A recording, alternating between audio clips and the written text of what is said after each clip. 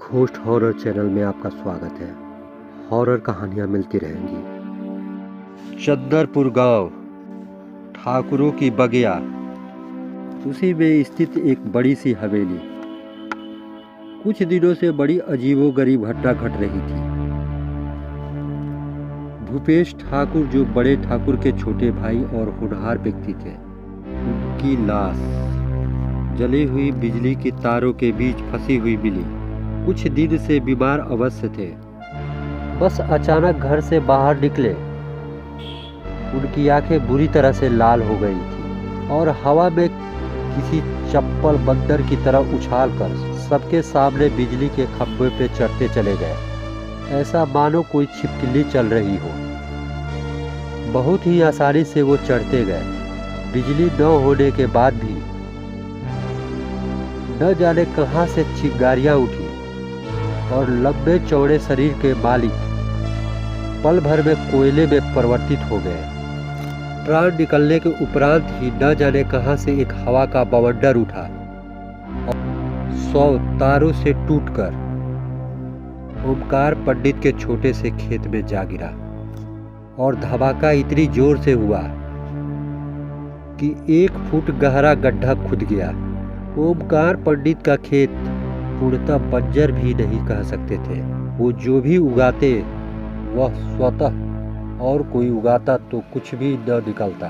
हवेली के रास्ते में ही पड़ता था वो खेत।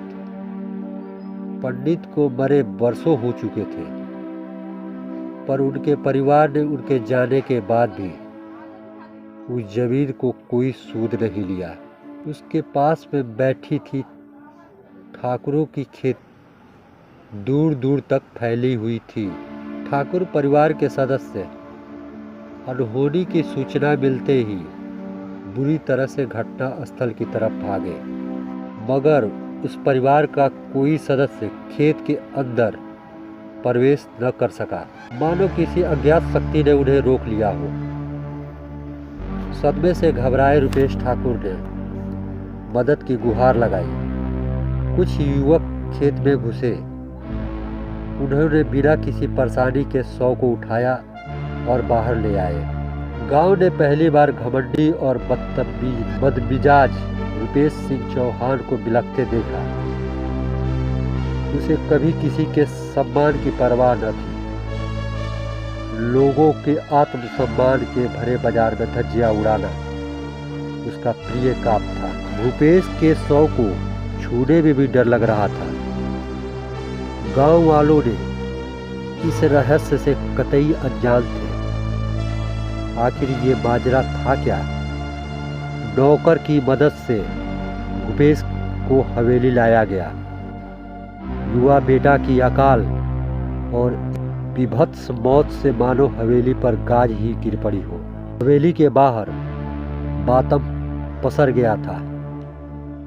लोग धीरे धीरे दरवाजे के बाहर जुटने लगे। रुपेश का मुंह हवेली के प्रवेश द्वार की ओर था।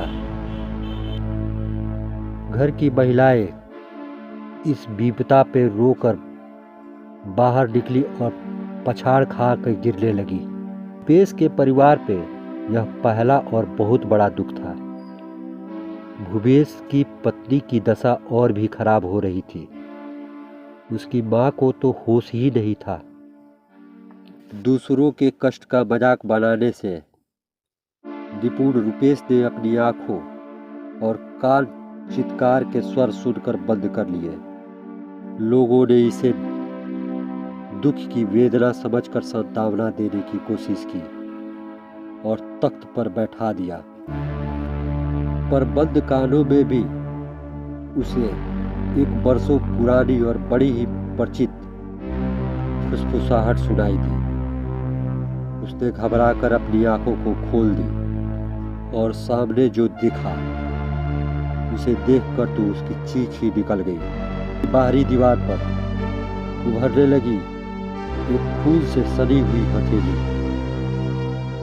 धीरे धीरे उनकी आंखों के आगे हवेली के बाहर कोहिनी दिखी और कोहिनी में दिखा संरचना जो बढ़ते बढ़ते दीवार में ही वापस समा गई। रुपेश ने आंख फाड़ कर कई बार देखा और यह आंख बिचौली का खेल उस दिन के बाद उस हवेली का भाग्य बन गया। उस दिन के बाद हवेली में मानो काल का पहिया पूरे प्रकोप से घूमने लगा। ठाकुरों के खानदान में जवान मौत, और वो भी इस तरह से किसी कुछ समझ में नहीं आ रहा था कि आखिर ये बात क्या है। अनहोनी की जैसी शुरुआत होने लगी थी, पर जो कुछ होता है वो ठाकुर के परिवार पर ही घटता है। किसी भी सेवक को उस शक्ति ने छुआ भी नहीं।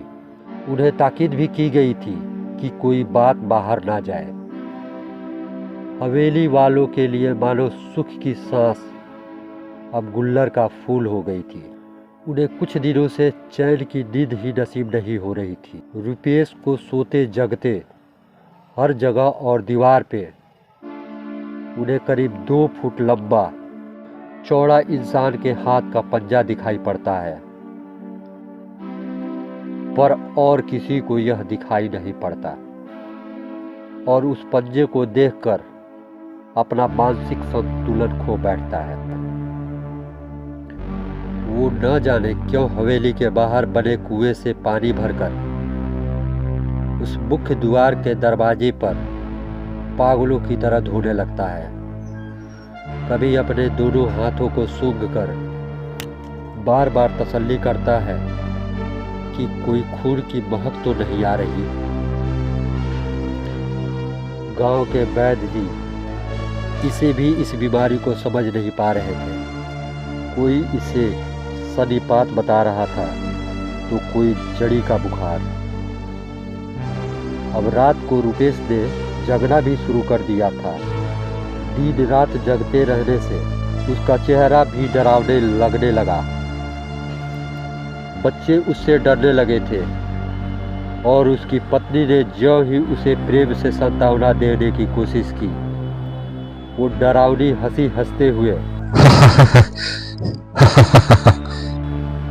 छज्जे पे चढ़ा और नीचे की ओर कूद गया। मुझे लाइक और कमेंट करके बताएं आपको कहानियाँ कैसी लगी।